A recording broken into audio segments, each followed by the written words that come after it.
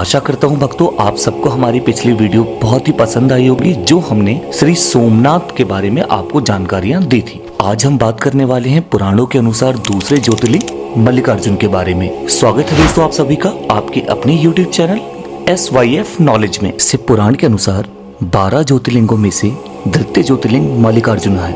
यह कृष्णा नदी के तट पर श्रीशैल पर्वत पर स्थित है। इसे श्रीशैल या श्रीशैलम भी कहा जाता है, जो आंध्र प्रदेश के कृष्णा जिले में स्थित है। इसे दक्षिण का कैलाश भी कहते हैं। यह हैदराबाद से 250 किलोमीटर की दूरी पर कुरनूल के पास स्थित है। शक्ति पीठों में से 18 महाशक्ति पीठों का विशेष महत्व है। उनमें से भी 4 शक्ति पीठों को अति पवित्र माना जाता है और श्रीशैलम उनमें से एक है। ग्रंथों के अनुसार इस पर्वत पर अगर शिव जी की पूजा अर्चना करते हैं तो अश्वमेघ यज्ञ करने का फल मिलता है। अगर कोई व्यक्ति इस पर्वत के दर्शन करता है, शिव भगवान की पूजा करता है, तो उसके सारे दुख और कष्ट नष्ट हो जाते हैं और उनकी मनोकामना पूर्ण होती है। शिव पुराण के कोटि रुद्र संहिता में मल्लिकार्जुन के बारे में बताया गया है। मल्लिका का अर्थ माँ पार्वती है और अर्जुन शिव जी को कहा जाता है। यदि हम इन दोनों शब्दों की संधि करते हैं तो यह मल्लिका अर्जुन शब्द बनता है। इससे जुड़ी एक पौराणिक कथा है जिसके बारे में हम विस्तार से जानते हैं। शिव पार्वती के पुत्र गणेश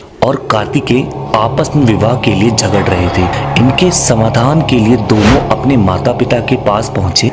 झगड़े को निपटाने के लिए माँ पार्वती ने अपने दोनों पुत्रों को कहा कि तुम दोनों में से जो कोई भी इस पृथ्वी की परिक्रमा करके सबसे पहले यहाँ आएगा, उसी का विवाह सबसे पहले होगा। ऐसा सुनते ही कार्तिकेय जी ने पहले पृथ्वी की परिक्रमा करना शुरू कर दिया, लेकिन गणेश जी मोटे होने के कारण और उनका वाहन चूहा होने के कारण वे इतनी जल्दी पृथ्वी की परिक्रमा कैसे करते।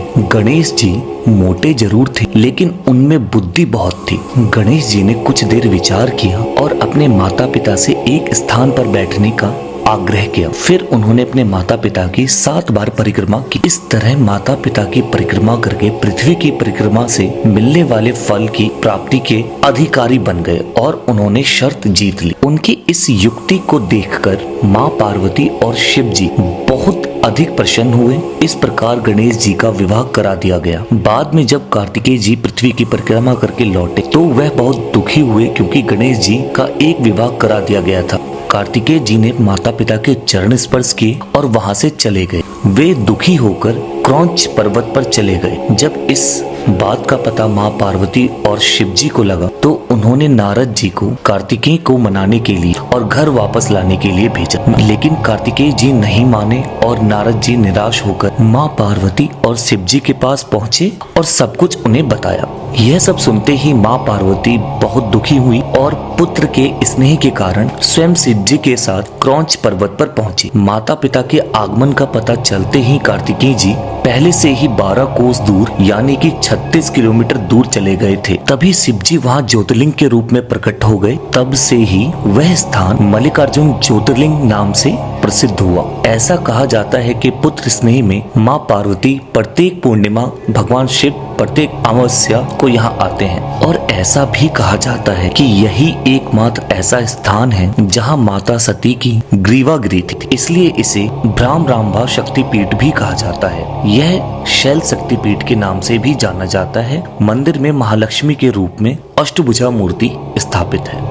एक अन्य कहानी के अनुसार श्री मल्लिकार्जुन ज्योतिर्लिंग की एक और कहानी है। ऐसा भी कहा जाता है क्रौंच पर्वत के निकट ही किसी चंद्रगुप्त नामक राजा की राजधानी थी। राजा की बेटी किसी संकट में फंस गई थी। समस्या के निवारण हेतु वह कन्या राजमहल छोड़कर पर्वत चली गई थी। वह पर्वत पर रहकर अपना जीवन यापन करने लगी। उसके पास एक अत्यंत सुंदर काले रंग की गाय थी। वह कन्या अपनी गाय को अत्यधिक प्रेम करती थी और सेवा भी करती थी, लेकिन प्रतिदिन कोई ना कोई व्यक्ति उस गाय का दूध निकाल लेता था। उस कन्या को समझ नहीं आ रहा था कि ऐसा कौन करता है। एक दिन कन्या ने स्वयं अपनी आंखों से उस श्यामा गाय का दूध दोहते हुए किसी चोर को देखा। उस कन्या को अत्यधिक क्रोध आया और गुस्से में वो चोर के समीप पहुंच गई, लेकिन वहां कोई चोर नहीं था। वे आश्चर्यचकित हो उठी क्योंकि वहाँ उनको एक शिवलिंग के दर्शन हुए। शिवलिंग के दर्शन करने से वे बहुत प्रसन्न हुई और उन्होंने उसी स्थान पर एक मंदिर बनवाया। वही शिवलिंग मंदिर आगे चलकर मल्लिकार्जुन ज्योतिर्लिंग नाम से प्रसिद्ध हुआ। यह सारी जानकारी हमने विभिन्न स्रोतों से एकत्रित करके आपके पास पहुंचाया है, और अगर आपको हमारे द्वारा दी गई ये जानकारियां अच्छी लगी हो तो हमारे चैनल को जरूर सब्सक्राइब करें और अपने परिवार और अपने मित्रों के साथ इसे शेयर करें, और कमेंट में हर हर महादेव लिखना ना भूलें।